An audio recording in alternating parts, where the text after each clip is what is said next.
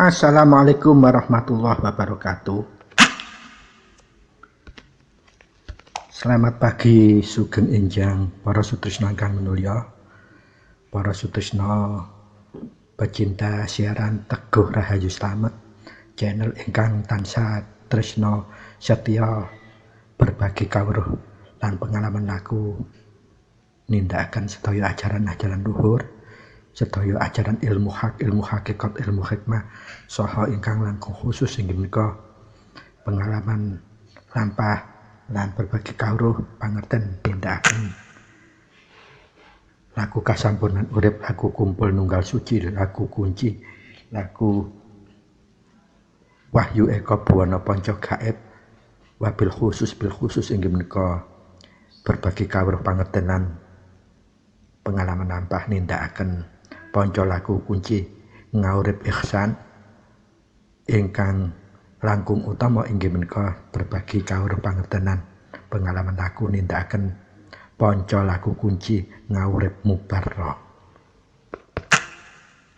Mugia kepanggihan kita wonten ing injang menika panjenengan sekeluarga sami, kita sedaya sami sekeluarga tansah ginayungan pinarungan anugerah ingkang langkung agung, khususipun kenikmatan sehat walafiat, anugerah mboten kirang suatu napa kemawon baik dohir sahabatos kita lan mugia nikmat ingkang langkung agung kala wau tansah saged kita syukuri minimal kelawan ngungelaken kalimat syukur alhamdulillahi rabbil alamin. Para sutrisna ingkang minulya, wonten ing injang menika koko badhe aturaken babagan hakikat inggih menika babagan kelawan tema menjangkau singgah sanahipun Allah, singgah sanahipun Tuhan yang Maha Kuasa, Sang Pemilik segala sifat moho. Mugia tema ingkang badhe koko aturaken saged tetep natasaken manfaat guna lan mahanani dumateng ningkataken upaya ningkataken kualitas gesang kita wonten ing alam dunya sekeluarga tansah gecolan kuncara suci hidayatul hidayah ridhonipun Allah Subhanahu wa taala. Para sutrisna ingkang minulya, monggo kados kita tansah ngawali sedaya lampahan, kita tansah minimal ngresapaken umul kitab, umul Quran, Fadilatul Fatihah sesarengan supados kelawan ngungelaken ngresapaken Fadilatul Fatihah menika andadosaken jalaran Allah Subhanahu wa taala numurunaken kuncara sucinipun hidayatul hidayanipun dumateng kita sekeluarga sehingga kita sekeluarga tansah kinayoman dening ridhonipun Allah Subhanahu wa taala wonten ing sedaya urusan, wonten ing sedaya tindakan tumanduk lan wonten ing sedaya laku ingkang badhe kita tapai. Lan mugia anugerah kuncara suci hidayatul hidayah lan ridho Allah Subhanahu wa taala menika supados saged tetep dados ciri gesang gecolan kita langkung utama kagem napaki gesang wonten ing alam dunya sakeluarga. Pramila monggo kita wiwit kemawon. A'udzubillahi minasyaitonir rajim. Bismillahirrahmanirrahim. Alhamdulillahi rabbil alamin arrahmanir rahim maliki yaumiddin. Iyyaka na'budu wa iyyaka nasta'in ihdinas siratal mustaqim. Shiratal ladzina an'amta 'alaihim ghairil maghdubi 'alaihim waladdallin. Rabbighfirli wa liwalidayya amin. Bismillahirrahmanirrahim. Bismillahirrahmanirrahim. Bismillahirrahmanirrahim.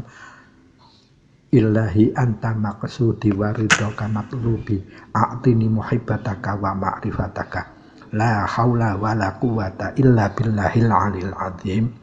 Allahumma sholli ala sayyidina Muhammadin abdika wa nabiyyika wa rasulika an-nabiyil ummiyil wa ala alihi wa sahbihi wa barik wa sallam tasliman biqadri adamati dzatika fi kulli waqtin wa hin.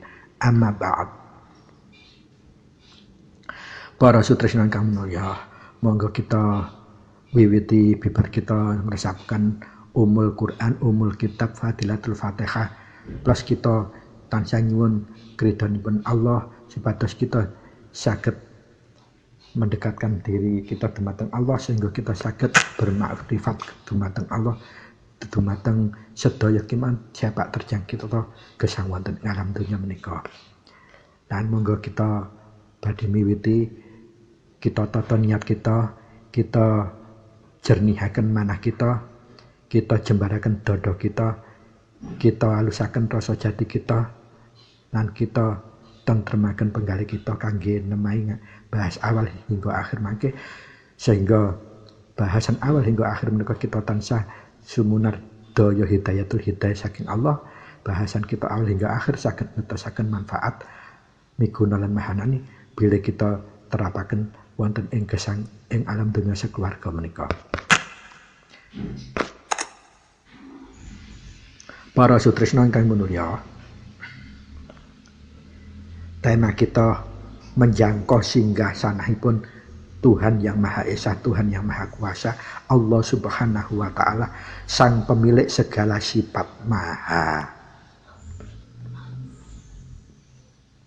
Menawi kita wincang tenan babakan singgah sanahipun Tuhan, singgah sanahipun Gusti ingkang Maha Suci, Allah Subhanahu wa Ta'ala, kita kedah siap nampi pertanyaan ingkang kedah kita saged njawab. Ing dunung ngendi letake singgasanahipun Tuhan, singgasanahipun Allah Subhanahu wa Ta'ala menika?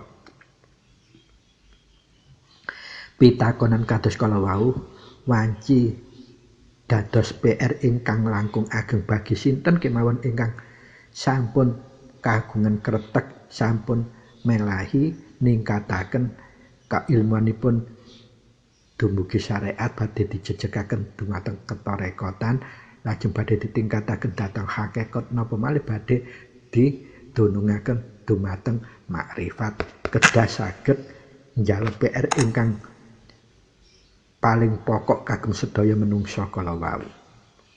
Wonten ing pundi dunungipun singgasananipun Tuhan yang Maha Esa, Allah Subhanahu wa Ta'ala. Pramila sumangga kita ngingeti, kita tengok langkung rumiyin sanepan ingkang sampun kondang lan sampun kita sering mirengaken. Inggih menika surga menika kagem priyantun ingkang saleh utawi salehah, inggih menika al-jannatu tahtahul alal ummahat.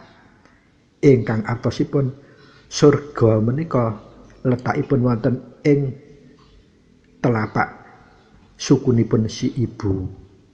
Nah, menapa artosipun menika? Para sutresna ingkang minulya, surga menika sanepanipun wanci berada ing telapakipun sukunipun ibu kita. Lah, monggo kangge nyikap tabir sanepan kala wau langkung rumiyin kita wangsulaken dumateng tema wonten ing inggil kala wau, inggih menika menjangkau singgah sanahipun Allah Subhanahu wa Ta'ala, sang pemilik segala sifat maha.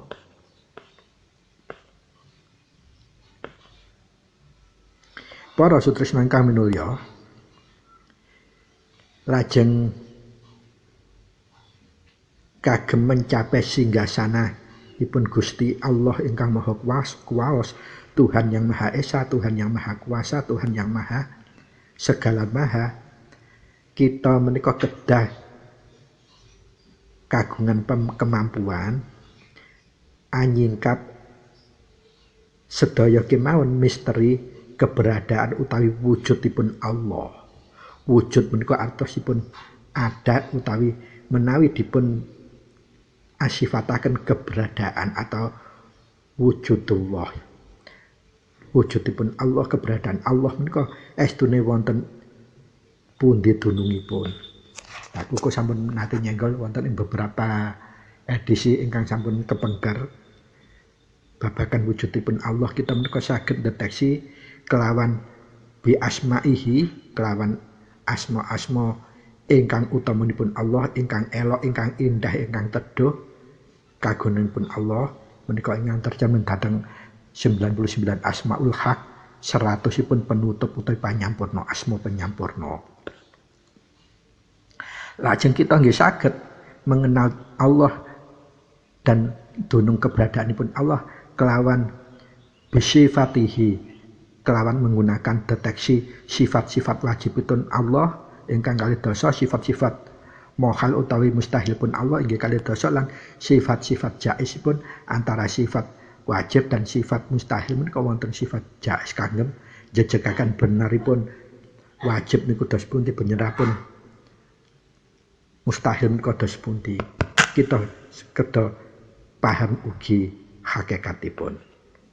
Lajeng tata cara ingkang angka 3 kita saged mengenal dunungipun Allah, wujudipun Allah kelawan bi'af'alihi, dengan perilaku tindak tandukipun, ciri-ciri tindak tandukipun Gusti ingkang Maha Kuwaos. Menggunakan deteksi bi'af'alihi kelawan tindak tandukipun Gusti. Nah, ingkang terakhir kita menika saged deteksi wujudipun Allah, keberadaanipun Allah kelawan atau menggunakan bidzatihi utawi zatipun Allah. Nah, zatipun Allah menawi dipun rames prunggelanipun namun dipun jelasaken wonten ing sifat wujud utawi sifat ada ana. Lah, yang mengitari sifat wujud kalau wau antara sifat af'al lan asma menika berada dalam semua keagungan atau sifat mohonipun Gusti.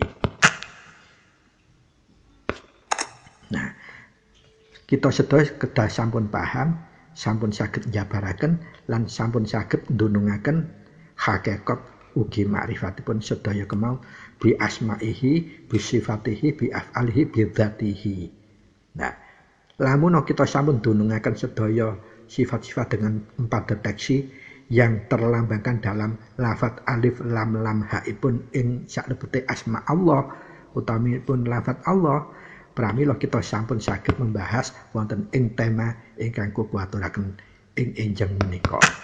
Artosipun panjenengan sampun meningkat keilmuan tidak hanya syariat, tarekat sudah dilakoni, hakikat sudah dipun incipi, lah kita juga ingin coba mengenal ma'rifatullahipun tersebut. Para sutresna ingkang minulya, pramila untuk identifikasi baik syariatipun keberadaanipun Allah, tarekatipun keberadaan Allah, hakikatipun keberadaan Allah, dan kema'rifatipun keberadaanipun Allah, suwargi guru mursyidipun kukuh, guru sepuh mursyidipun kukuh Al-Mahfudz Kyai Haji Hasan Bisri menika nate sering paring dawuh menawi ndonga ndonga aja abot-abot, sing enteng iki mutlak bisa nresep ing sedaya lapisan kalbumu, atimu, sehingga iso bentuk rasamu, bentuk hakikatmu, lan bentuk arah ma'rifatullah langkahmu. Lah menapa donga ingkang dipun wigatos diaturaken guru sepuh mursyidipun kukuh kala wau. Para sutresna ingkang minulya, monggo saged panjenengan catet menika ingkang kukuh wigatosi tansah kukuh eling-eling sak bibaripun tiap kali kukuh bibar 5 waktu, minimal doa ini harus dipanjatkan 1 kali. Ataupun setiap kali kukuh numindakaken utawa ngelampahaken salat daim, hukumipun kados wajib kangge pribadi kukuh kedah ngresapaken donga sirri ingkang dipun hadiahaken diijazahaken saking guru sepuh mursyid kukuh Al-Mahfudz Kyai Haji Hasan Bisri Al-Haris. Lah, monggo dipun catet menika unen donganipun pendek sangat nanging menawi dikupas boten saged entek-entek. Menika doa hakikat. Bukan syariat, bukan tarekat lagi menika. Dados sabibaripun menjalankan sholat 5 waktu, ketika kita sudah merasa cukup untuk melafadzkan wirid atau dzikir-dzikir wajib ba'dal sholat 5 waktu, utawi khususipun sabibaripun kita nindakaken nglampahaken sholat dhaim wajib kangge pribadiku kula menika kedah ngempalaken ngunekaken ngresapaken donga hakiki menika. Menika konteks unan-unanipun saged panjenengan catet. A'udzubillahi minasyaitonirrajim. Bismillahirrahmanirrahim.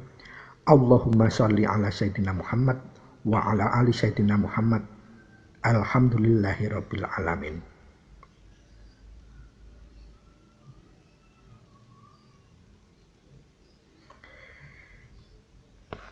Ya Allah kang maha kuwasa. Ya Allah kang maha kuwasa.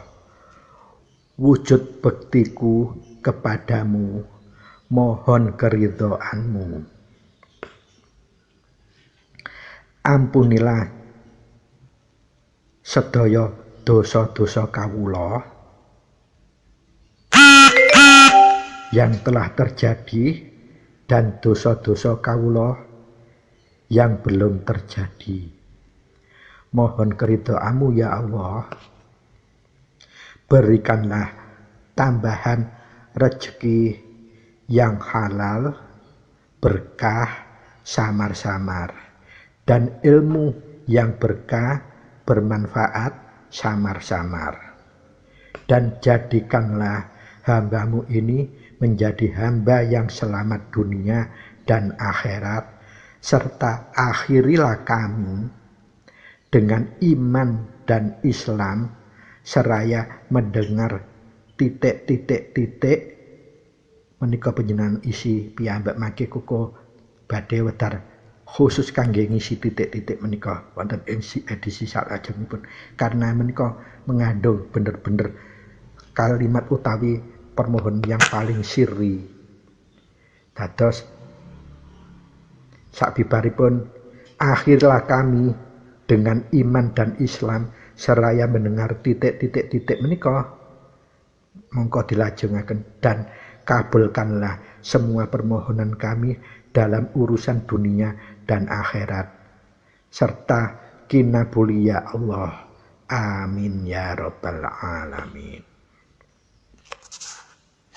Nah, bagi yang sudah pernah mencatat doa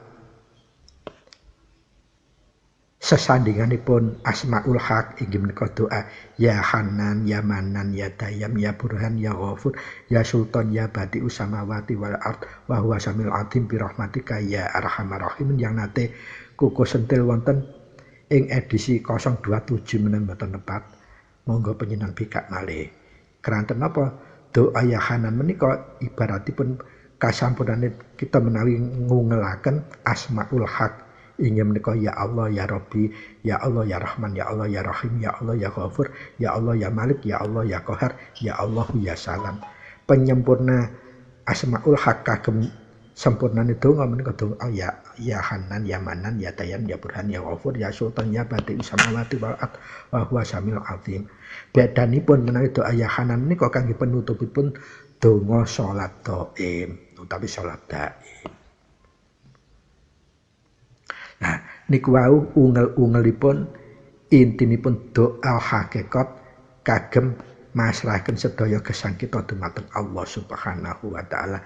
Lamun kita saged rutinan sedanten ngungelaken doa hakikat pasrah dumateng Allah kala wau fa insyaallah segala sepak terjang kita apapun yang terjadi dalam kita pasti itu yang terbaik munggai Allah untuk kita. Lah menika hakikat. Dados mboten saged diotak-atik dibantah apalagi dipun debat. Lah, makna hakikatipun dos pundi? Kuku nyuwun ijinipun nyuwun gunging pangsami kuku badhe medharaken secara hakikat. Monggo kita kupas langkung rumiyin. Kenging menapa donga kalau tetap diawali ya Allah. Koko ngaturaken wonten 3 edisi terakhir ingkang kala wingi babakan sesebutan sejati kagem sesembahan sejati menika penting kedah dipun yakini kita dipun wasesoni lan kedah dipun makrifati artinipun dipun buktikaken. Inggih menika sesebutan sejati bagi kita umat Islam namung Allah Subhanahu wa taala, tidak boleh sebutan yang lain. Lamun kita menggunakan konteks apapun doa yang kita menjadikan hati kita ini, ketauhidan kita bergetar, maka diwajibkan bagi kita untuk sebelum melafadzkan unen kalawau diawali dengan ya Allah. Menapa menika maksudipun? Karena untuk masing-masing agama, masing-masing ajaran itu kagungan sesebutan sendiri-sendiri, tetapi terminologinya itu berbeda. Kita harus wajib paham secara ketauhidanipun. Lamun kita belum paham secara ketauhidanipun, jangan sekali-kali kita menirukan Netherlands. Wajib kita awali dengan ya Allah. Gunanya apa? Supaya kita tidak salah alamat. Ibarat kita ini menghadap Presiden Republik Indonesia, kita jangan melafadzkan ya Biden, ya yang mulia Biden. Salah alamat wong Presiden Indonesia kok kita yang disebut itu Presiden Amerika. Ataupun kita menghadap Presiden Republik Indonesia, kita menggunakan ya Putin. Nah, itu kan Presiden Rusia, berarti kita salah alamat. Sama seperti dengan Allah seperti itu. Itu sebutan khusus hakikat Tuhan yang menguasai segala sifat maha. Tidak ada bisa diduakan. Qul huwallahu ahad, Allahu samad, lam yalid walam yulad walam yakul lahu kufuwan ahad. Lamun kita belum memahami ketauhidan secara hakikat, kita hanya ikut dan nurut saja, pasti kita salah alamat.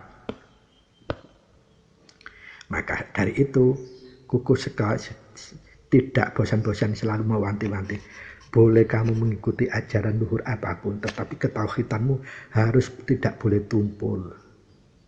Kalau tumpul, kamu termakan dengan dogma, doktrin, yaitu aji pokoi, utawi mantra simsalabim. Nah, monggo kita kembali ke laptop. Bahasan babakan doa hakikat, doa pasraning urip ingkang dipunaturaken dening guru sepuh inggih menika guru sepuh mursyid kuku Al-Mahfudh Kyai Haji Hasan Bisri Al-Haris menika ingkang kuku sampun aturaken kala unanipun prana monggo kutal kupas. Kenging napa diwiwiti ya Allah Gusti ingkang Maha Kuwasa. Karena kalau kita hanya menyampaikan Kang Maha Kuwasa itu sapa? Kuwasa sing endi? Nah, nek Indonesia sing paling berkuasa ya Presiden Republik Indonesia. Lah nek Rusia sing paling berkuasa Republik Rusia atau negara Federasi Rusia ya Putin. Lah kalau di negara Serikat Amerika yang paling berkuasa adalah Joe Biden. Seperti itu. Jadi tidak boleh yang paling berkuasa kita tidak nyebut. Salah alamat kita. Secara hakikat harus. Ya Allah, Gusti ingkang Maha Kuwasa. Lah, keng menapa kita nyebut Allah lah? Karena sesembahan sejati, sesebutan sejati untuk sesembahan sejati bagi kita umat Islam yang benar-benar sudah terus secara ketauhidan Allah. Jadi huruf alif, lam, ha menika ada maksudnya, ada tujuannya. Kenapa kita menggunakan istilah sebutan Allah? Kenapa kok tidak menggunakan Sang Yang titik-titik dan yang lain-lain? Karena secara ilmu ketauhidannya sudah jelas. Dunungnya sudah jelas. Kita tidak boleh menggunakan istilah yang lain. Kita tidak tahu jeluntrungipun. Lajeng sabibaripun ya Allah kenging menapa kalau disebut Kang Maha Kuwasa, mempertegas bahwa hanya Allah lah yang Maha Kuwasa. Lah, sabibaripun kita sudah dunung siapa Allah, siapa yang Maha Kuwasa menika, maka lanjutanipun wujud bektiku kepadamu. Ini sepertinya basa Jawa dicampur dengan bahasa Indonesia. Sebetulnya tidak. Supaya dunungipun lebih mudah, maka kita menggunakan bahasanya manusia. Manusia apa? Jawa dan manusia Indonesia. Karena kita ini orang Jawa dan orang Indonesia.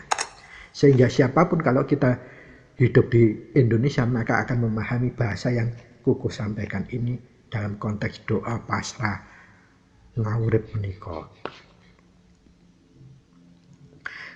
Ya Allah kang Maha Kuwasa. Sapa dat kang Maha Kuwasa? Ya tetep ya Allah, inggih menika Gusti ingkang Maha Kuwasa kala wau. Wujud bektiku kepadamu, mohon keridhoamu. Jadi setelah kita mengimani, meyakini wujud bekti kepada Allah itu kita harus sampaikan. Apa bekti kepada Allah itu? Kita selalu mohon keridhoannya, kerelaannya Allah, izinnya Allah, kenannya Allah. Tidak bisa kita menomorkeduakan Allah, kita seolah-olah bisa mewakili Allah secara absolut. Baik konteks manunggal, konteks sampurnan, kita akan melesatkan apa? Kita hanya ingin menghidupkan kemahaakunya diri kita sendiri. Padahal kemahaakuan kita sendiri ini tanpa ridhonya Allah tidak akan bisa dunung. Itu maksud dari doa ini. Mohon keridhoanmu. Apa yang kita mohon keridhaan? Pertama, ampunilah segala dosa-dosa kawula. Kenapa kita menggunakan istilah kawula kok bukan ku lagi? Tadi kan ku yang kita pakai. Sekarang ampunilah dosa-dosa kawula. Dengan ridhonya Allah kita mohon diampuni dosa-dosa kita, kawula, sebagai kawula atau sebagai hamba Allah. Yang telah terjadi, dosa-dosa yang sudah terjadi, karena kita hidup itu dengan ada masa lalu penuh dosa, kita mohonkan ampun-ampunannya. Dan yang belum terjadi, jadi kita pasti akan melakukan dosa-dosa lagi. Secara khilaf, sadar ataupun tidak nanti. Makanya kita mohonkan ampunan setiap waktu. Bukan bermaksud ini segojangan. Artinya apa? Kapok lombok enggak. Karena kita menyadari kita ini manusiawi. Al-insanu mahal kotok wan nisyan itu sudah pasti kodratnya manusia. Manungsa itu selalu berbuat salah dan dosa. Jadi setelah kita minta keridhaan Allah, mohon keridhaanmu, ampunilah segala dosa-dosa kawula yang telah terjadi dan yang belum terjadi. Artinya kita mengaku sebagai hamba yang hina, dosa-dosa yang pernah dilakukan kemungkinan bisa terulang tanpa sadar atau disadari. Kita juga mohonkan ampunan sekalian. Sehingga apa? Kita terjaga dengan hidayatul hidayah Allah. Berikutnya, mohon keridhaanmu diulang lagi. Ya Allah, berikanlah tambahan rezeki yang halal, berkah samar-samar. Jadi, mohon keridhaanmu ya Allah, berikanlah tambahan rezeki yang halal, berkah samar-samar. Ini artinya apa? Kita minta lagi ridhonya Allah, lilonya Allah, izin kenannya Allah. Tadi minta ampunan dosa yang telah terjadi dan dosa yang belum terjadi. Sekarang kita minta ridho untuk tambahan rezeki. Kenapa tambahan rezeki? Allah itu sudah memberikan catatan rezeki manusia A, B sampai Z itu. Tetapi yang bisa kita minta adalah tambahan rezeki. Ini artinya kalau hukum posibilitas kita pakai, kemungkinan jadi yang ditulis rezeki kita ini bisa lebih kecil daripada tambahan kita. Atau sebaliknya, rezeki yang kita tulis itu bisa lebih kecil lagi tambahan kita. Tetapi yang kita harapkan rezeki yang tertulis bisa kalah atau lebih besar dari tambahan kita. Tambahan yang lebih besar. Makanya dalam mohon keridhaanmu ya Allah, berikanlah tambahan rezeki yang halal. Halal itu artinya lepas dari dosa haram ataupun yang samar haramnya. atau subhat, kemudian berkah samar-samar. Artinya barokah itu benar-benar bersih dari segala sesuatu yang buruk atau benar-benar berkah. Lah samar-samar itu yang tidak terduga. Bukan samar-samar itu artinya peteng, tidak, yang tidak terduga. Artinya apa? Kita tidak akan pernah sadar ketika loh mending aku kok gak duit. Ujuk-ujuk pulang dari kerja atau ujuk-ujuk kita bepergian ketemu teman dapat proyek. DP ini separuh meneh. Ada no gede bisa. Nah, itu namanya rezeki samar-samar. Rezeki yang tidak bisa kita sangka-sangka direncanakan. Dan itu diawali dengan minta keberkahan. Supaya samar-samar itu juga berkah dan halal. Nah, sabibar pun nyuwun keridhaan tambahan rezeki berkah. Berikutipun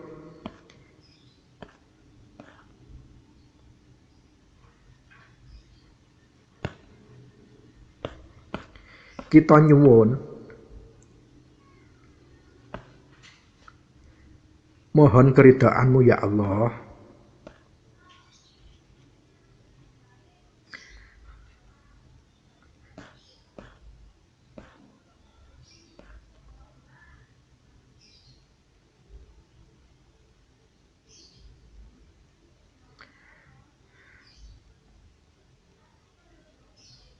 jadikanlah hambamu ini. Nah tadi kawula sekarang langsung ditegaskan hamba. Karena apa? Kok kita pakai istilah kata hamba bukan kawula lagi? Karena kita mohon keselamatan. Selamatkanlah dunia akhirat hamba, serta akhirilah kami. Nah, sabibaratkan kawula kemudian hamba, baru kita mohon supaya akhirilah kami dengan iman dan Islam seraya mendengar titik-titik-titik. Nah, titik-titik nanti yang kuku maksudkan tadi akan kuku jabarkan dalam tema khusus. Karena apa ini sirinya besar kalau kita dunung hakikatnya. Jadi setelah rezeki itu kita mohonkan, maka berikutnya, dan jadikanlah hambamu ini menjadi hamba yang selamat dunia dan akhirat, serta akhirilah kami. Nah, akhirilah kami ini, permohonan kita bukan hanya kita berarti. Kami ini bisa dengan keluarga, bisa dengan sesama yang seiman, atau siapapun yang mengikuti kita.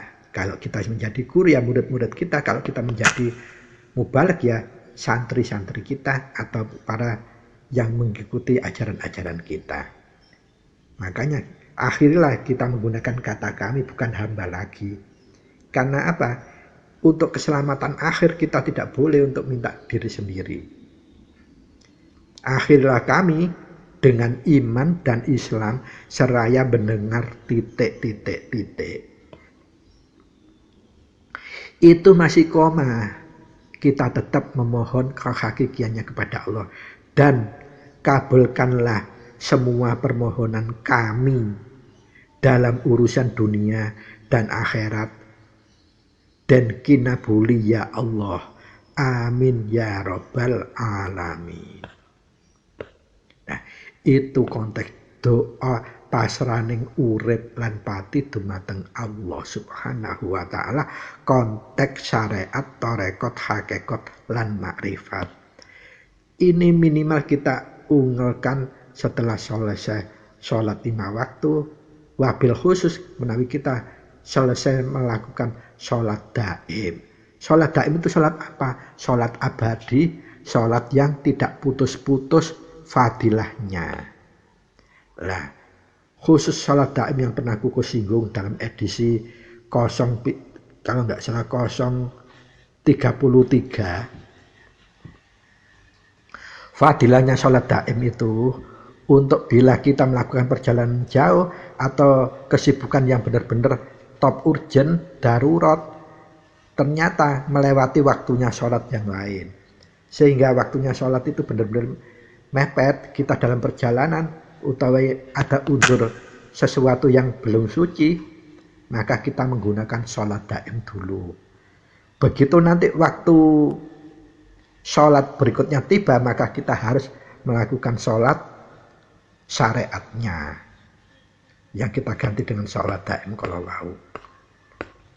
Itu fadilahnya sholat daim. Kenapa disebut sholat daim? Karena sholat untuk selama-lamanya, sholat abadi.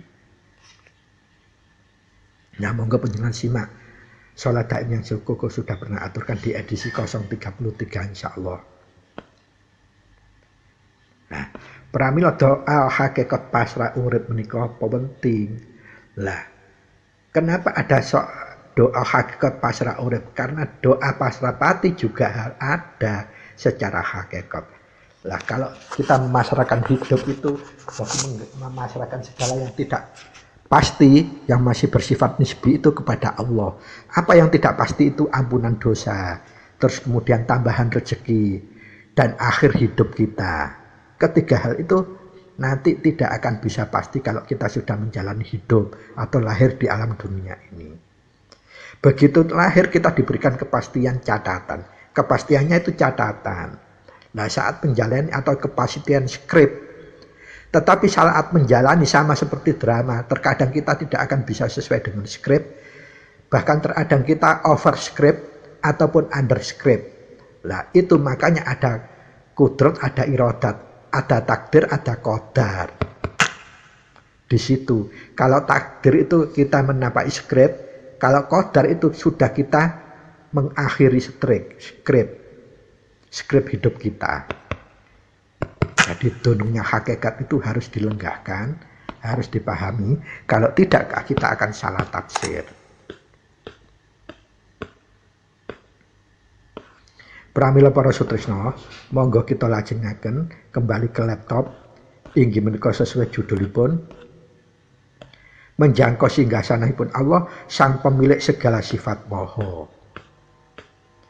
Sabibaran kita sudah paham bagaimana cara berdoa pasrah hidup, pasrah urip, mangke panjenengan supaya kita tidak gampang menghadapi hidup, panjenengan kita saged secara syariat, tarekat, hakikat dan makrifat doa untuk pasrah patining urip. Supaya apa? Kita sudah memahami hidup secara konstelasi komprehensif atau lengkap. Jadi ibarat tumbuh itu kita setelah tahu isinya harus pun tahu tutupnya juga. Artinya kita bisa mensegel sehingga paket hidup kita itu sudah paket yang komprehensif. Para sutresna ingkang minulya, monggo kita lajengaken babagan gesang wonten ing alam donya menika kita manci kedah nindakaken melengkapi ilmu kita tidak hanya sebatas syariat, kita tingkatkan harus ke tarekat, lanjut kita juga tingkatkan lagi ke hakikat, bahkan kita juga harus meningkatkan kepada makrifat supaya hidup kita ini tidak hanya memahami alam cerita, tetapi kita bisa menjalani alam kelakuan atau jalannya mana yang harus kita tempuh, dan kita alam hakikat itu alam menjalani, kemudian alam makrifat itu alam membuktikan. Pramila para sutresna ingkang minulya, fenomena berjuta orang-orang yang telah mencoba mencari Tuhan, perjalanan mencari Tuhan, baik konstelasi syariat Islam yang salah satunya kita juga di rukun Islam yang kelima pergi haji ke tanah suci Mekah Al-Munawwarah menika. Inggih menika pergi haji. Banyak sudah berjuta-juta umat manusia di dunia ini sudah melaksanakan pergi haji, tetapi di sana mereka tidak menemukan Tuhan. Kenapa? Karena mereka kebanyakan seperti menjadi turis saja. Atau pergi hajinya dia tidak akan memasesoni dari mana uang untuk pergi haji, cara mendapatkannya, dan cara membekali ilmu untuk berhaji, mereka juga tidak mempersiapkan diri. Bahkan ketika menjalankan haji di sana, mereka tidak pernah bisa merasakan keberadaan Allah atau Tuhan. Nah, itu kalau kita memperlihat fenomena-fenomena yang terjadi secara syariat. Dan kemudian lagi ada sebagian orang yang mencari Tuhan, menganggap mencari Tuhan. Setelah kita berada di dalam masjid, maka kita ketemu Tuhan. Lah itu sama dengan kita membohongi diri sendiri. Kenapa begitu? Karena kita tidak pernah mempersiapkan diri. Jadi konstelasi keilmuannya, cara menemui Allah atau Tuhan di masjid bagaimana, dan cara kita berkomunikasi dengan Allah di masjid itu bagaimana, dan cara kita merasakan keberadaan Allah di masjid itu bagaimana. Kita tidak mempersiapkan ilmunya dulu. Maka dari itu sudah banyak berjuta-juta orang menjalankan sholat di masjid, tetapi hatinya tidak pernah kontak dengan Allah Subhanahu wa Ta'ala, tidak pernah bisa berkomunikasi dengan Allah Subhanahu wa Ta'ala, apalagi tidak bisa dia merasakan keberadaan Allah Subhanahu wa Ta'ala ketika berada di dalam masjid. Apakah masjidnya itu yang salah? Tidak, karena yang bersangkutan ini tidak mempersiapkan. Konsekuensi logisnya tidak dijalani prosesnya. Sehingga dia ketika menjalankan sholat di Baitullah atau masjid, dia hanya terkesan menggugurkan kewajiban sholat 5 waktu saja. Ibarat orang berdiri ruko atau jengkang dan jengking, seperti tahu banyak orang berolahraga belum mengerti siapa yang sesungguhnya disembah, dan dia belum mengerti siapa sesungguhnya kamu yang menyembah. Takbiratul ihram, Allahu Akbar, yang diingat, yang dihadapi bukan Allah, keberadaan Allah, tapi hal-hal masih bersifat duniawi yang lain. Baik itu harta, baik itu anak, istri, dan seterusnya, apapun permasalahan hidupnya di dunia akan terekam semua dalam dia menjalankan sholat di masjid. Nah, itu sama dia membohongi diri dia sendiri. Bahkan fenomena-fenomena yang muncul yang lain adalah orang-orang pencari Tuhan yang menggunakan, mengimplementasikan seolah-olah tempat karomah, tempat-tempat keramat, itu tempat dia bisa menemui Tuhan. Tetapi sama seperti itu tadi, semua itu kan sarana-sarana, tapi dia tidak mengilmuni sarana-sarana itu bagaimana dia supaya bisa komunikasi dengan Allah, dengan Tuhan. Itu wajib diilmuni.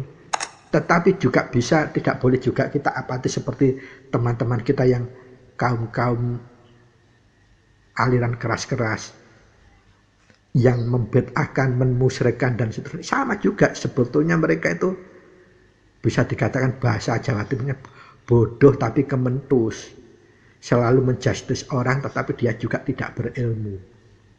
Buktinya apa? Dia menjustis, menyalahkan orang lain, itu bukan ilmunya Rasul. Karena apa? Kita ini umatnya Rasul. Rasul selalu ada umatnya kalau masih belum benar, tidak begitu menyalahkan, tapi mendoakan Allah.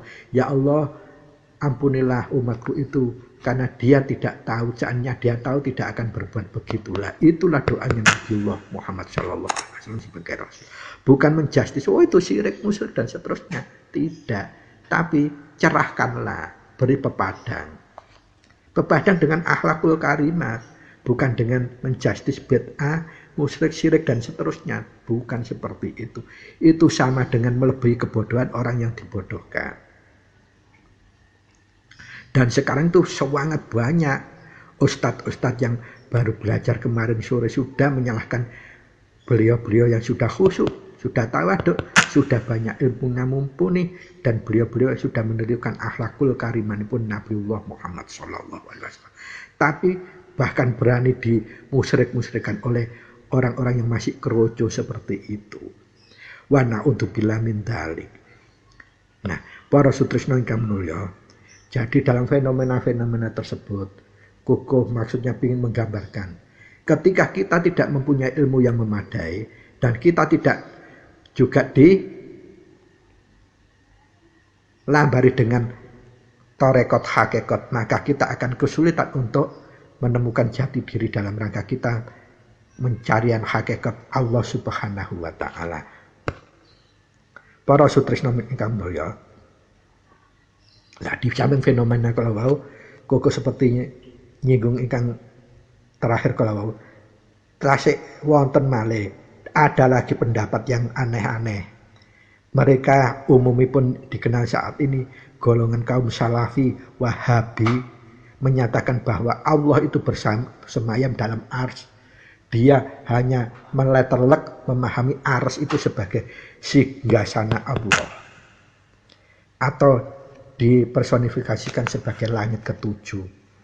Nah, seandainya pendapat ini letterlek yang dipahami seperti teman-teman kita yang dari Salafi dan Wahabi ini, Allah itu bersemayam bersinggasana di atas aras langit ketujuh, maka kalau itu pemahamannya berarti pendapat seperti ini yang lebih dulu sudah menjangkau makrifat adalah orang-orang yang pernah mencapai luar angkasa atau langit lapis 7 seperti orang Amerika, Rusia, Inggris dan lain-lain orang barat yang notabene mereka bukan berpeluk agama Islam. Karena mereka sudah berulang kali sudah mencapai luar angkasa.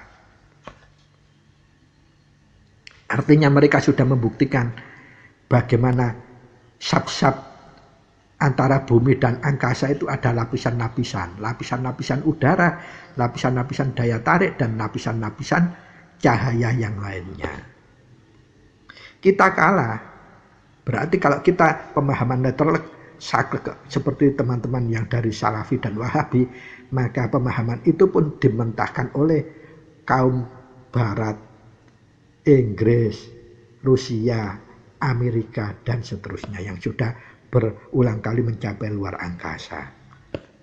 Lah pertanyaan ini pun, lantas wonten ing pundi dunungipun singgasananipun Allah Subhanahu wa taala? Nah, menika pertanyaan dakiipun yang harus bisa kita jawab. Pramila para sutresna ingkang minulya, monggo diwegatosipun Allah piyambak sampun negasaken wonten ing salebete Al-Baqarah 186. Ingkang artosipun apabila hamba-hambaku. Nah, kenapa menggunakan hamba-hambaku? Ini berarti kita memosisikan diri kita, diposisikan Allah. Kita ini hina, dhaif, lemah, dan tidak punya daya apapun. Maka di Al-Baqarah ayat 186 ini kok Allah negasakan, bila hamba-hambaku bertanya terhadapmu tentang aku, aturipun Allah, maka jawablah bahwasanya aku sangatlah dekat. Nah, ketika kita mencari singgasananya Allah tidak menemukan tanpa ilmu kita, berarti ini bisa kita pakai gecolan. Al-Baqarah 186 hingga menika, bila hamba-hamba Allah itu bertanya tentang keberadaan Allah, jawab saja bahwa Allah itulah sangatlah dekat. Nah, pertanyaan dekat yang bagaimana ini? Dalam Al-Baqarah 186 kalau wau, Allah mempertegas lagi wonten ing salebete surat Qaf ayatipun 16. Ingkang artosipun,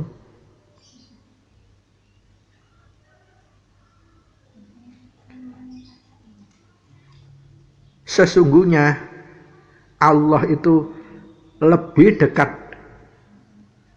daripadamu daripada urat lehermu. Artosipun Allah lo menegaskan, aku itu paling cuwidak banget ngeluwihi cideke urat lehermu. Berarti sudah tanpa jarak.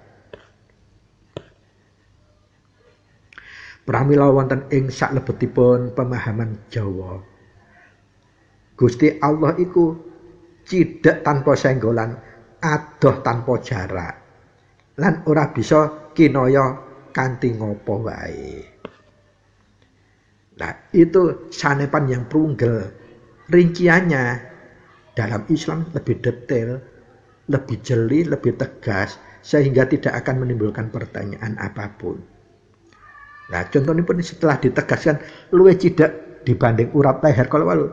Tetap Rasulullah sallallahu alaihi Muhammad menika memberikan ketegasan malih.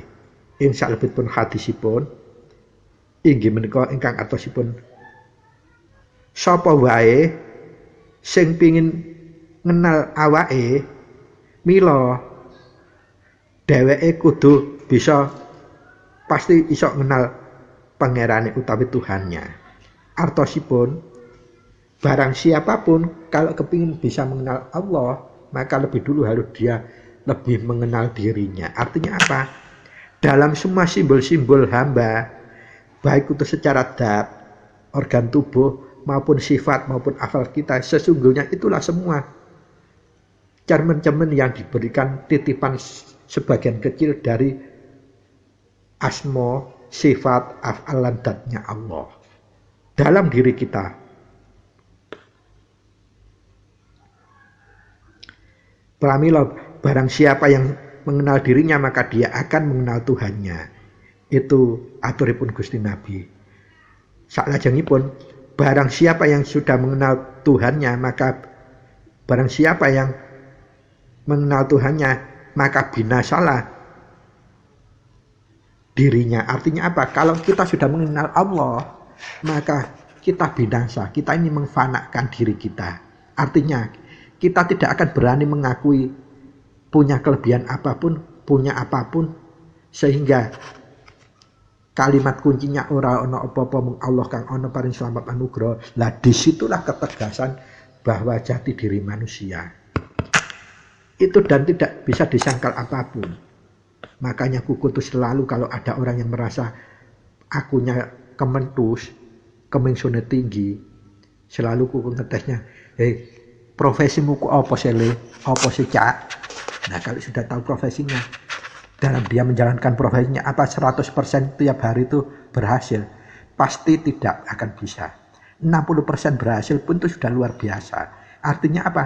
Dia mengaku sudut langit pun itu bukti paling kasat mata di depan matanya profesinya sendiri itu dia tidak akan bisa sukses 100%. Makanya kalau ada orang yang dari aliran apapun merasa kementus, membenarkan diri sendiri, menganggap dia itu paling benar dan ajarannya paling benar, sesungguhnya dia seperti itu. Para sutresna ingkang minulya, pramila dari sekelumit ilustrasi ingkang kuku aturaken kala wau, syarat kita saged dunung hakikatipun Gusti, singgasanahipun Gusti, kita kedah mengenal awake kita piyambak, baik mulai organ tubuh, jasad kita, sifat kita, dan af'al kita. Sifat af'al itu akan memecahkan akal kita maupun rasa kita. Nah, kalau dalam keilmuan Jawa selalu ditekankan rasa, kalau dalam keilmuan Islam sudah ditegaskan asal usul menungso wujud itu karena begitu jasadnya wujud 4 bulan kandungan, dia akan ditiupkan roh. Yang ditiupkan setelah jasad sebelum sempurna itu roh ditiupkan. Lah roh inilah cikal bakal nanti akan menyebut diri kita itu aku. Aku lebet itu roh. Lah ketika aku lebet ini sudah klop menjalin sinergi secara sistemik yang dari Allah dengan akal dan nafsu, maka dia akan bisa mengetahui kesempurnaan sistem itu menjadi panjenengan ingsun atau maha aku. Ya, kalau dalam ilmu kasampanan urip kumpul nunggal suci tidak mengenal aku karena terminologinya tidak ada landasan ilmunya. Hanya ujuk-ujuk mengenal panjenengan ingsun. Jelentreannya sulit, kita hanya didoktrin urip iku dununge ana ing rasa. Lah rasa iku sifate obah. Namun itu petunjuk yang harus dijabarkan. Tetapi dalam Islam sudah komplit. Begitu jasad 4 bulan kandutan, ditiupkan roh. Nah roh inilah cikal bakalnya aku yang nantinya kalau kita sudah mengenal ma'rifatullah, mulai mengenal hakikat, maka kita akan bisa komunikasi dengan aku dalam kita atau roh kita itu tadi. Tetapi kalau lebih jauh kita ingin memahami hakikatnya roh, ingat Allah sudah menegaskan, bila ada umatmu yang menanyakan tentang roh, katakanlah, sesungguhnya roh itu urusanku dan kamu akan diberikan ilmu serba sedikit. Artinya apa? Untuk hakikat roh secara komprehensif kita tidak diberikan kemampuan oleh Allah. Kalau kita maksakan diri, pasti nanti pungkasannya kita akan kebablasan, kemingsun dan seterusnya. Artinya kita hanya mencapai koyok-koyok saja. Buktinya apa? Ya itu tadi ngetes sederhana. Kono nganggep hebat ya apa, bisa paham roh. Takono profesimu apa. Sekalipun dia kiai ataupun syekh sekalipun, dalam dia mengemban peran sebagai kiai atau syekh, pasti tidak akan 100% sukses. Apalagi yang notabene profesi-profesi yang sifat duniawiyah, tidak akan pernah bisa. Jadi tetap jangan daki-daki.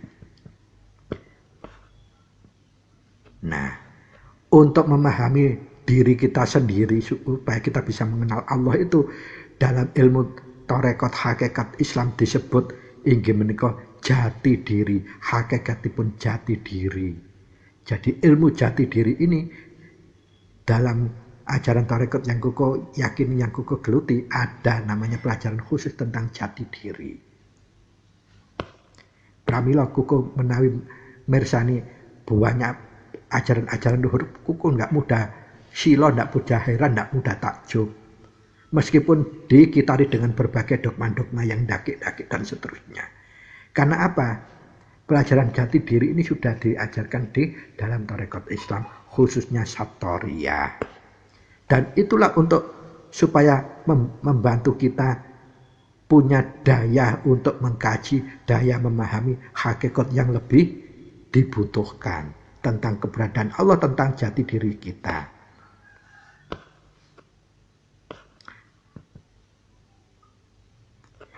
Maka dari itu, penegasan berikutnya Allah telah abadikan dalam Quran surat Az-Zariyat ayat 21.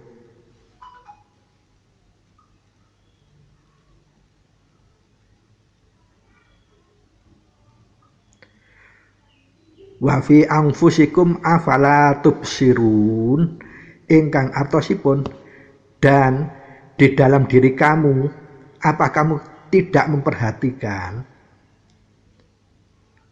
Jadi ketika menungso itu muncul kemengsunipun, kementuse, kendakiipun, Allah mengingatkan, dan di dalam diri kamu, apakah kamu tidak memperhatikan? Artinya kalau kita ingin benar-benar dunung secara konsepsi yang diberikan integrasi, delegasi Allah kepada kita, artinya koridor yang maksimal yang diberikan kemampuan manusia dari Allah untuk mengenal Allah, di mana tahtanya, dunungnya Allah, singgasananya Allah. Peringatannya yaitu tadi Az-Zariyat ayat 21. Dan dalam diri kamu, apakah menungso kamu tidak memperhatikan? Lah menika dipun jabaraken salajengipun wonten salebete hadits khutsinipun Allah. Hadis khutsi itu artinya firman Allah yang disampaikan langsung kepada Nabi Muhammad tanpa melalui malaikat Jibril.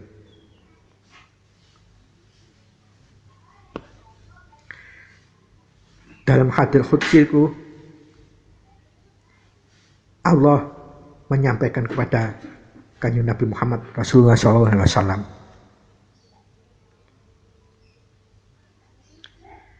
tidaklah akan dapat memuat zatku, kata Allah, bumi maupun langitku, kecuali hati hambaku.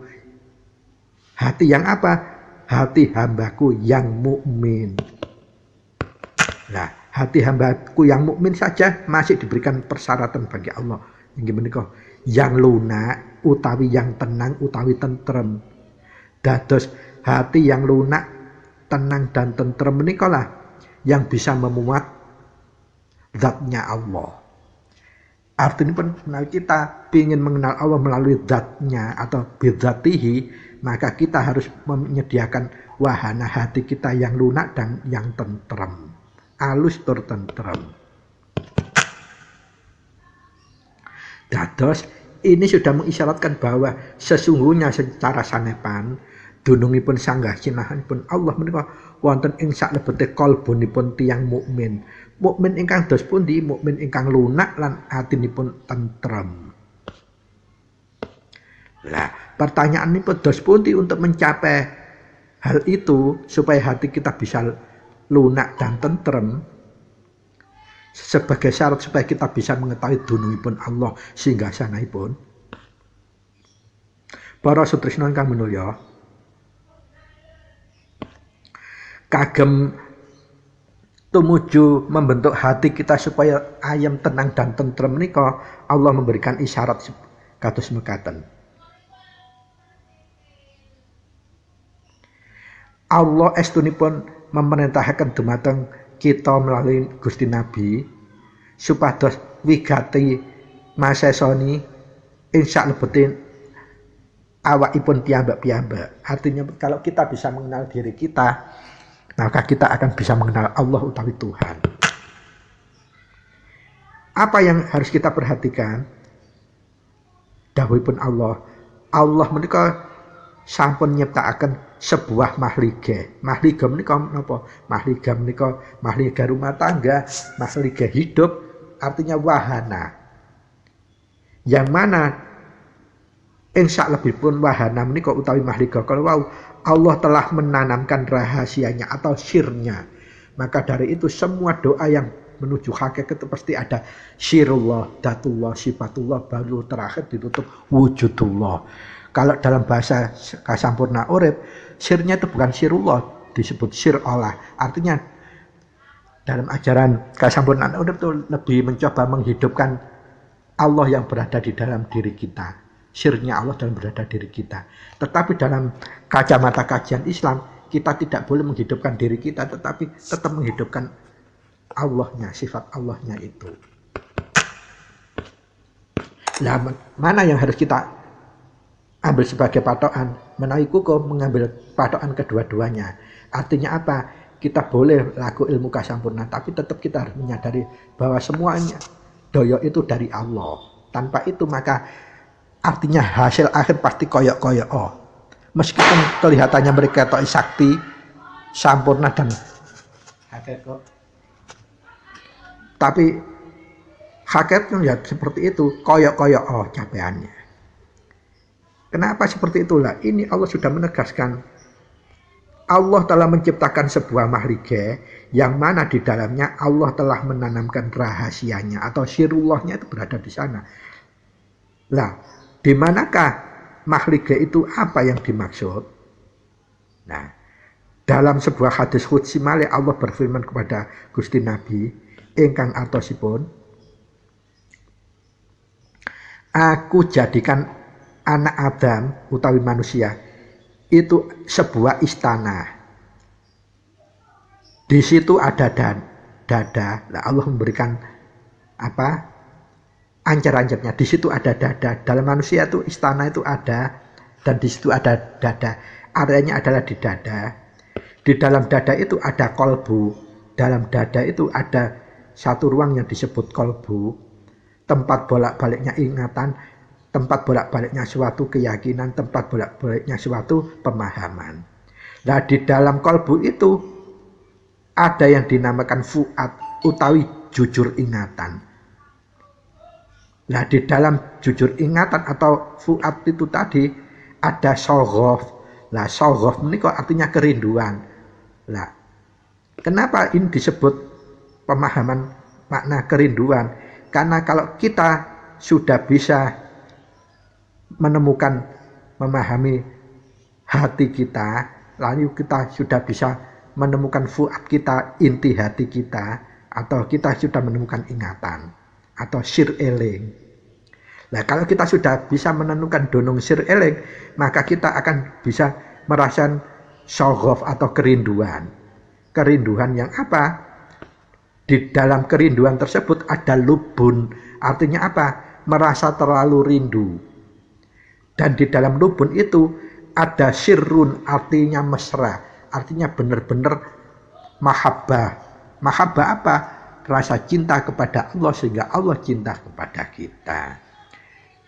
Nah, di dalam sirrun atau mesra mahabbah tersebut, di dalamnya itulah adalah aku.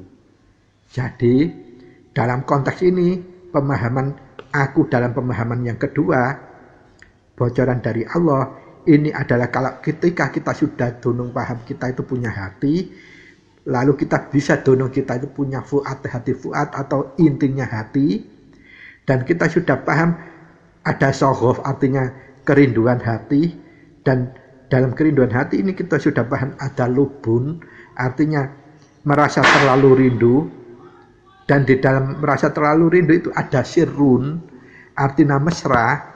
Nah, di dalam mesra itu adanya aku. Aku di sini adalah aku Allah, sifatipun Allah, af'alipun Allah yang dititipkan kepada diri manusia sebagai jati diri yang hakiki. Nah, sehingga dalam pemahaman ini kita wajib bisa mengupas dalam dada kita yang kita sebut sadr ini merupakan hati paling luar. Jadi paling luar hati kita ini disebut sadr. Makanya kalau kita ada orang yang wangel dikandani, kau niku sadar ta? Ini berasal dari kata sadr ini, utawi dada paling luar, tempat lingkupnya istananya hati. Inggih menika perbatasan antara hati dan dunia. Jadi urusan dunia dan urusan rohani ini di sinilah dunungnya wonten ing hati, dada atau inti hati paling luar. Dan disitulah tempat pertemuannya hati dan diri rendah. Kalau hati ini adalah hakiki, diri rendah itu hawa nafsu. Maka dalam hati ini sebetulnya kita bisa membangun sibghatipun aklun basiro atau akal kita, dan sibghatipun nafsu kita. Nafsu kita ini 4 itu, alwama, sufia, amarah, dan mutmainnah. Nah, kalau kita sudah memahami dunung-dunungnya itu, maka kita akan mudah mengendalikan untuk berinteraksi antara akal, nafsu, dan kolbun. Sehingga nanti terbentuklah di situ ada kolbun basiro dan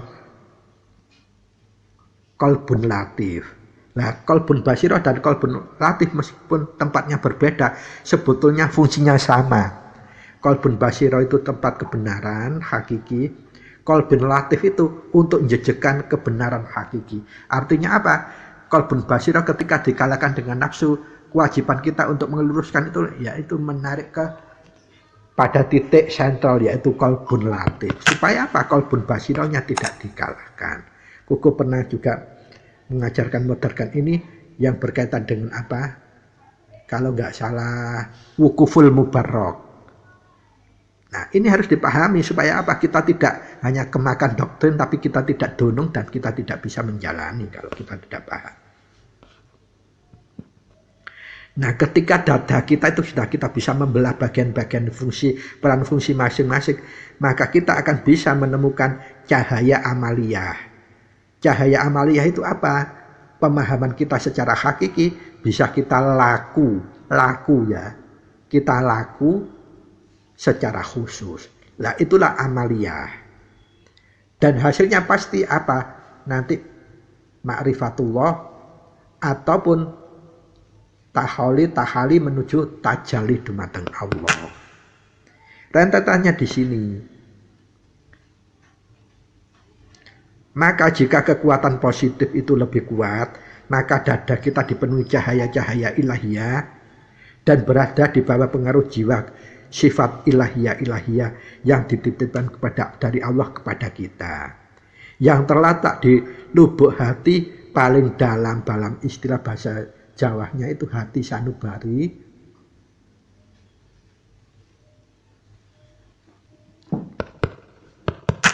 Dan itulah letaknya hati paling dalam. Jika kekuatan negatif sebaliknya yang banyak menguasai, maka berlangsung dalam waktu yang lama. Maka dada akan dilingkupi kegelapan, hati akan mengeras, dan cahaya ilahiyah semakin redup atau burak, bahkan hilang sama sekali.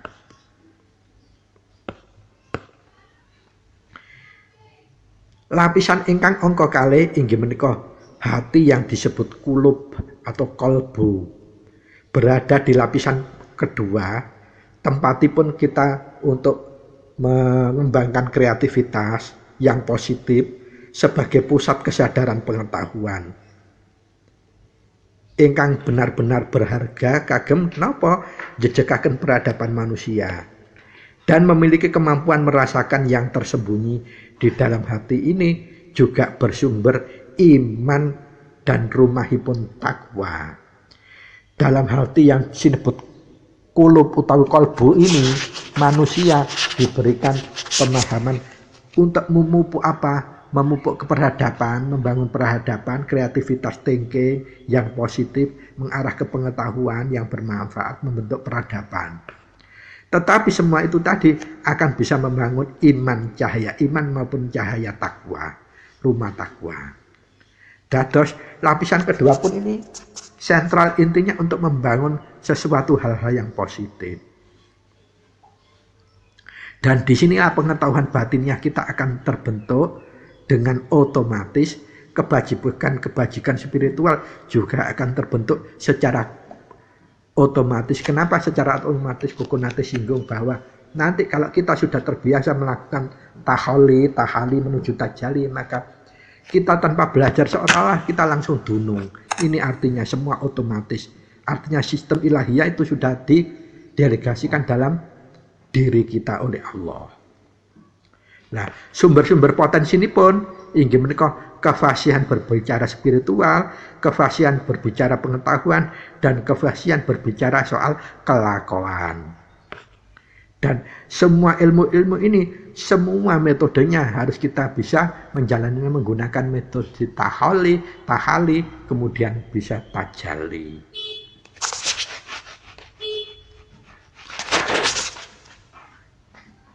Dan hasil akhir dari semua proses ini, kita juga akan bisa mengetahui rumah takwa. Rumah takwa kita itu di mana sih? Yaitu tadi di lubuk hati utawi kolbun, utawi lapisan hati yang nomor 2. Yang kedua. Sehingga kalau kita sudah memahami dunungnya kolab utawi lapisan hati yang kedua ini, maka ketakwaan kita mudah terbangun. Karena apa? Kita sudah mengetahui rumah takwa kita. Para sutresnan kami nulya, lajeng lapisan ingkang angka 3 inggih menika ingkang langkung lebet malih sinebut fuad utawi hati fuad utawi kolbun fuad. Nah, kolbun fuad menika dalam istilah tarekah disebut kolbun latif. Tempat sentralipun segala kebenaran. Kalau tempat kebenaran itu kolbun basiro atau hati sanubari. Lah ketika hati sanubari bisa dikalahkan dengan nafsu, maka pancaran untuk menetralisir supaya hati ini tidak kalah dengan nafsu harus diarahkan kepada kolbun latif utawi hati fuad ini. Nah, untuk mendeteksinya ini di semua nafsia inilah kedunungan hati fuad. Artinya apa? Rasa melihat, rasa mendengar, rasa mengucap, rasa mengambu, dan rasa meraba-raba. Itu sebetulnya dihidupkan oleh hati fuad. Kan otomatis. Lah, dalam bahasa Jawa, di sinilah tempatnya hidupnya rasa bermulai dipetikkan. Kalau kita lapar, otomatis kita ada rasa lapar. Lah ini yang memetikkan awal adalah hati fuad. Lah, tangelamun kalau kita belajar kasampunan, kalau kita tidak memahami seperti ini, langsung dicongklok rasa. Sulit penjenengan. Maka dari itu, kalau sulit itu bahasanya apa? Kalau ada perdebatan selalu mengatakan, oh itu salah. Gak ngono lo ajarane guru A. Lah, sehingga dia kiblatnya hanya pada guru. Padahal guru ini apa? Ciptaannya Tuhan, hidupnya setelah Nabiullah Muhammad wafat. Nah, setelah Nabiullah Muhammad sudah tidak ada nabi dan rasul, yang ada wali. Meskipun sampai akhir kiamat nanti nabi dan rasul itu jumlahnya itu 124.000, tetapi setelah Nabi Muhammad sedo, itu tidak ada nabi lagi, yang ada hanyalah wali. Nah, wali itu bisa dari mana saja yang sudah bisa menjadi sidik waskita. Tetapi namanya hanya sidik waskita, maka kesampurnanya tidak mutlak atau tidak absolut sesuai nabi dan rasul. Itu posisinya sebuah ajaran. Nah, kalau kita sudah bisa mengenal hati fuad atau inti hati, lapisan yang ketiga, udawa qalbun latif menika, tetap metode yang harus kita lakukan metode taholi atau apa, tirakat. Dalam bahasa kerennya taholi itu tirakat. Kalau tahali itu dalam bahasa kerennya itu taqarruf Allah, menggunakan tafakur, dzikir, wirid, supaya kita memperoleh warid. Jadi sudah paham? Taholi itu tirakat. Boleh puasa, boleh melek, bisa boleh nahan diri dari sesuatu yang dihalalkan, itu kita nahan. Supaya apa? Hati kita bersih, suci. Kemudian kita bisa tahali. Nah, tahali itu diisi dengan hal-hal yang baik. Ya apa? Mendekatkan diri kepada Allah, itu semua baik. Ibadah dan lain-lain, sedekah dan lain, semua perbuatan baik itu adalah mendekatkan diri kepada Allah. Kalau dipersimpel lagi adalah taqarruf Allah, adalah tafakur. Dalam bahasa Islam itu tafakur dengan cara dzikir atau wirid kepada Allah. Kalau dijawakan semedi, samadhi, utawa di bahasa Indonesia kan meditasi. Sama. Tetapi ingat, semua harus punjutnya dengan ketauhidan. Kalau ketauhidan kita mencela, jangan sekali-sekali belajar semedi, meditasi. Pasti nyesat. Nyesat artinya apa? Kesasar. Yang kita ketemukan bukan Allah, tapi gaib njaba, yang menjelma-menjelma, mengaku-ngaku. Ingat, dalam bahasan kuku yang pernah kuku aturkan secara khusus, kita ini sebetulnya laku rohani kita ini menuju jauh dari ma'rifatullah, atau apalagi menyesat, tersesat semakin jauh. Insya Allah di edisi 37 kalau nggak salah, monggo benar kepada itu semua yang kuku aturkan itu sistematik, urut berurut untuk membangun syariat, tarekat, hakikat, dan menuju makrifat. Dan itu bukan dogma, bisa dibuktikan. Karena apa? Ini sudah menginjak ilmu hakikat menuju kita mencicipi ilmu makrifat. Pasti bisa dibuktikan. Kalau tidak bisa dibuktikan, itu bukan ilmu hakikat namanya. Para saudara ingkang minulya, sabibar kita mengenal lapisan ingkang ketiga, monggo ditingkataken dhateng lapisan ingkang angka sekawan, hati penuh cinta utawi hati syaqaf.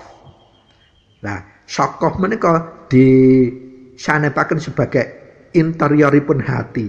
Hati itu punya interior sama dengan ruangan kita. Ruangan rumah kita kalau interiornya nggak baik, kita masuk rumah nyaman enggak? Kan enggak nyaman. Kita masuk ruangan gedung yang lain-lain, kalau interiornya nggak baik, nggak bagus, nyaman enggak? Kan pasti tidak nyaman. Begitupun dengan hati. Lah, interior ini disebut syaqaf. Lah, syaqaf menika adalah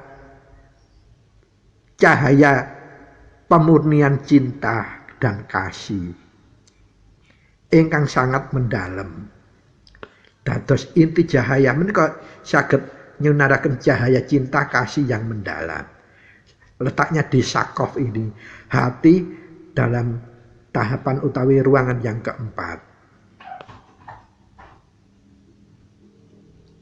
Nah, kalau kita bisa menjangkau interior hati dalam fase yang keempat ini, lapisan keempat ini, maka kita akan bisa menemukan semua kehebatan alam semesta itu adalah pancaran sifat-sifat Allah Subhanahu wa ta'ala. Kita akan dunung.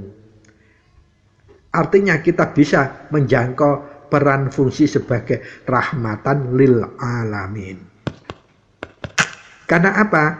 Allah Subhanahu wa ta'ala sudah mengalirkannya melalui syakaf kita atau di lapisan hati yang keempat ini kepada kita. Sehingga peran otomatis itu sudah tidak bisa dibahas. Loh, kok ujuk-ujuk ono lah. Ujuk-ujuk ono dengan ridho Allah itu namanya otomatis ilahiyah.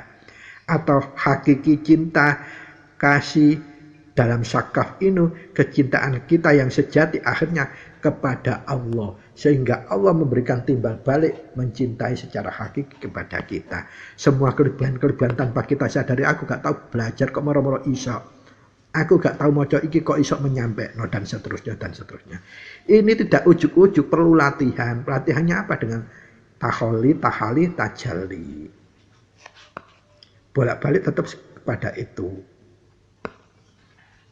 Para sutrisno monggo kita lajengaken lapisan yang kelima disebut lubuk hati terdalam.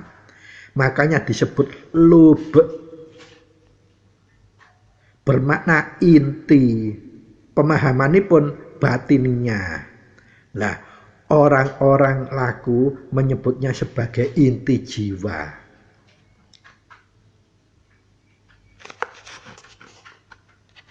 Nah, dalam bahasa syariat Islam yang sudah ditarekatkan hakikat disebut lubul latif.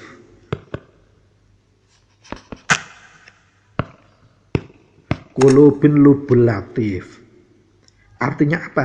Hati yang paling inti, hati paling dalam. Bukan hanya lubuk hati saja, tapi lubuk hati terdalam. Kalau tadi sudah ada qalbun basiro dan ada qalbun latif. Nah, sekarang lubun latif. Qulubin lubul latif. Lubuk hati paling dalam. Nah, luasnya lubuk hati paling dalam ini bisa memancarkan sinar utawi cahaya-cahaya yang berkaitan dengan cahaya hati, cahaya keunikan-keunikan. Keunikan-keunikan apa? Hal-hal yang tidak bisa kita jangkau. Disinilah akan muncul pemahaman kita. Maka dari itu banyak pemahaman-pemahaman orang laku yang katanya, oh kono aja belajar iku durung wayahe lah. Disinilah kita artosipun kita masih belum bisa menjangkau qulubin lubul latif atau lubuk hati terdalam. Karena sudah sulit untuk dilukiskan dengan kata-kata di pruntelai. Wis aja belajar iku awakmu sik durung wayahe durung jangkau. Nah, padahal bahasa itu tidak ada sebetulnya. Semua bisa dijangkau dengan metode latihan, yaitu tadi taholi, tahali supaya bisa tajalli. Nah, lamun kita sudah terbiasa melakukan taholi atau tirakat, tahali atau takaruf alamullah, maka tajalli itu secara otomatis akan menjadi hadiah dari Allah kepada kita. Sehingga kita bisa menuju kepada tahapan atau tingkatan hati yang keenam, yang disebut syir utawi hati rahasia, rahasianya hati. Atau kalau dalam bahasa Islamnya disebut ruh al-qudus atau roh kudus. Lah menika dipun ciptakaken saderengipun perwujudan jasa manusia itu sempurna. Artosipun 4 bulan dalam kandhutan itu sudah diciptakan ini yang disebut ruh al-quds.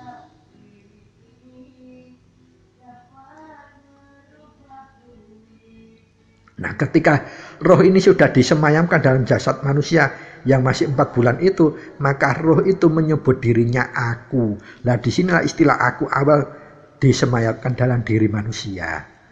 Sehingga kalau disebut aku sepertinya terpisah atau sifat-sifat Allah yang ada pada diri manusia.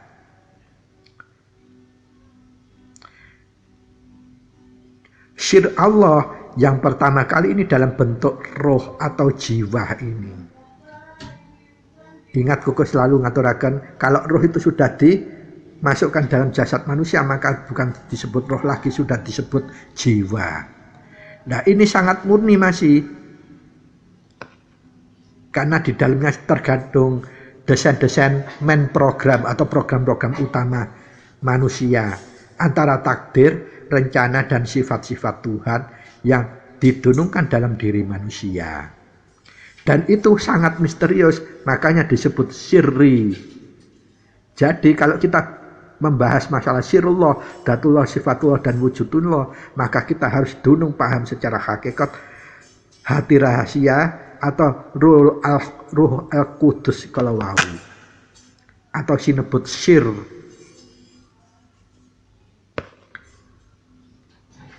Dan sir inilah adalah sumber utama dari cahaya murni ilahiyah yang disemayamkan dalam qalbun latif kita.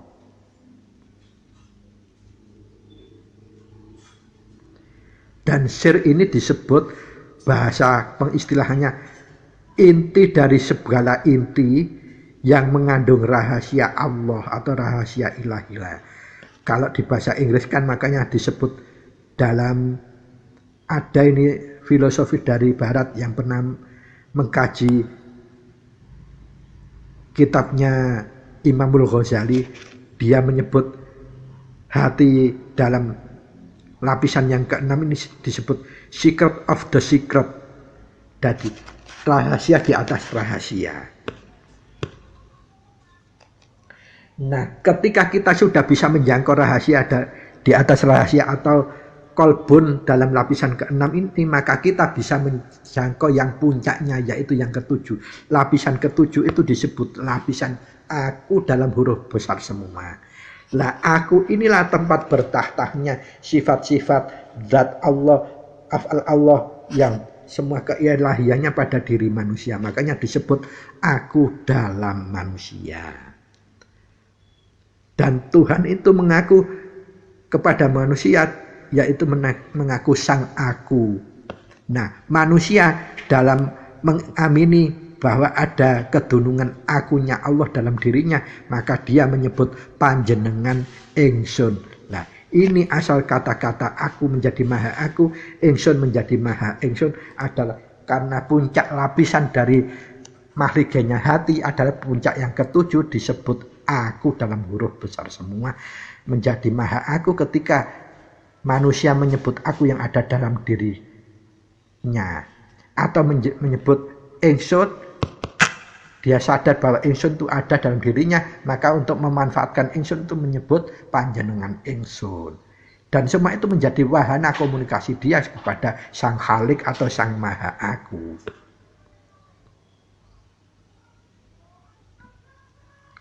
Dan aku ini tidak cukup ditampung di langit dan bumi ciptaan Allah, tetapi bisa ditampung dalam kolbun latifnya manusia yang mukmin, hatinya lunak dan tenang atau tentram. Maka dari itu kenapa dalam ajaran-ajaran luhur itu selalu kata tentram itu menjadi puncak capaian. Asal usul asbabul nuzulnya seperti ini. Jangan kita hanya simsalabim, wes pokokane tentrem, pokokane ojo pakai pokokane, harus dipahami. Nah, ini urut-urutannya itu tadi. Jadi 7 fase lapisan hati itu sampai lapisan yang paling puncak adalah aku, itu tempat tahtanya Allah dalam diri manusia. Yaitu apa? Hati seorang mukmin. Ingat hati seorang mukmin. Orang yang sudah mengucapkan kalimat syahadat disebut Muslim atau Islam. Orang yang sudah melakukan menjalani iman atau bertakwa, menjalankan semua perintah Allah dalam syariat maupun hakikat, itu disebut mukmin. Jadi bukan sembarang hati orang mukmin, tapi hati seorang mukmin yang halus dan tenang atau tentrem.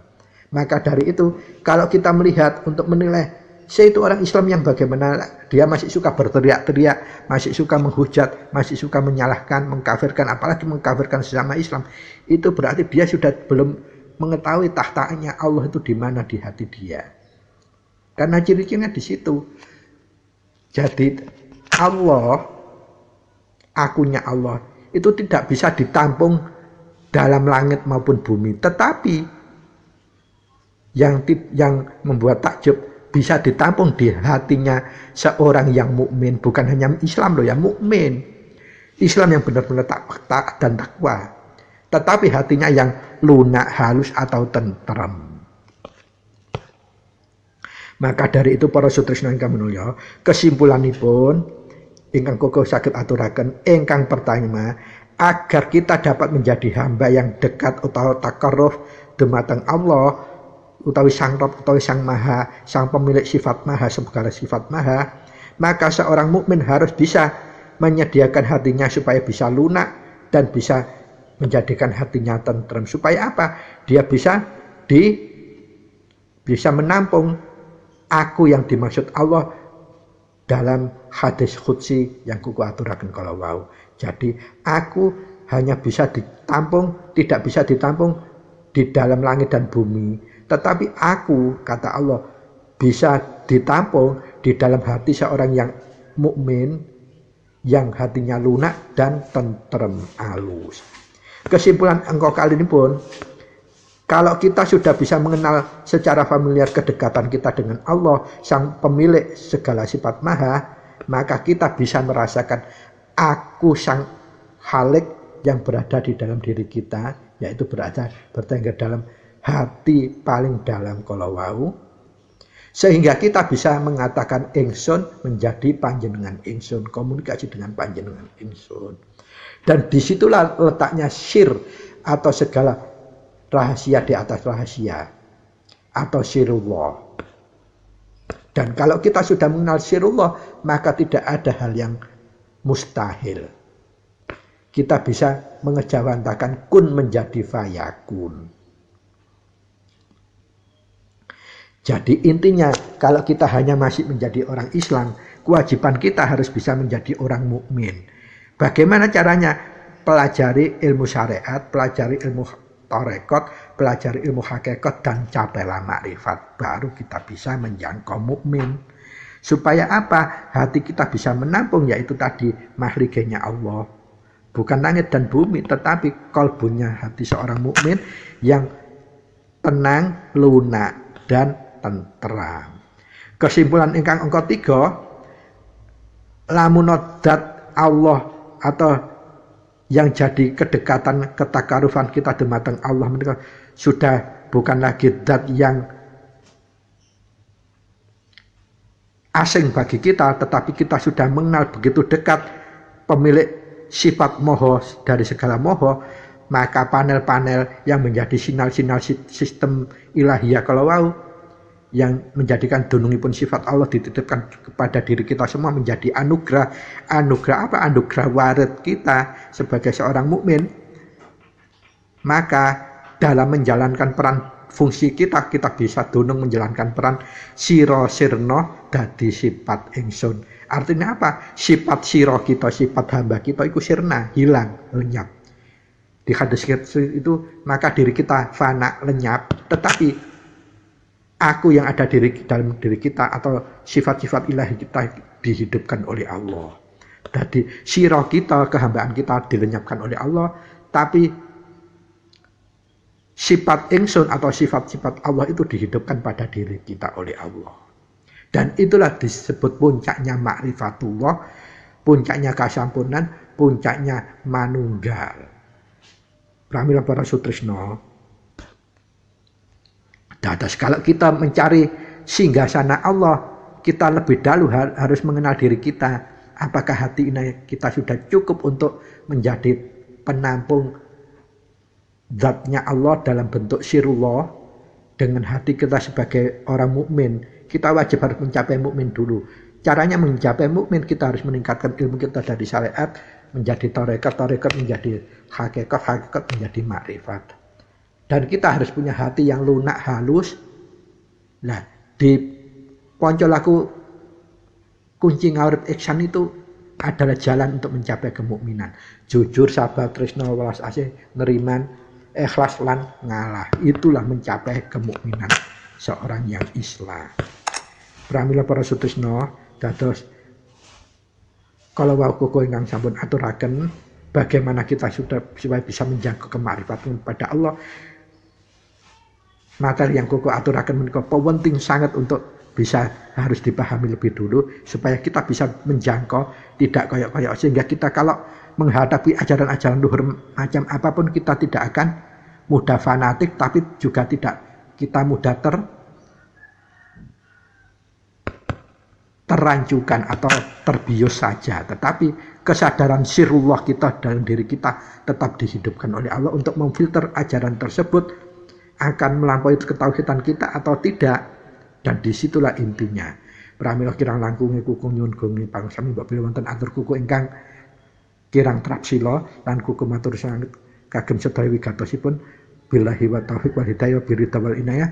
Assalamualaikum warahmatullahi wabarakatuh. Sugeng kepanjenengan malih wonten edisi salajengipun, matur nuwun.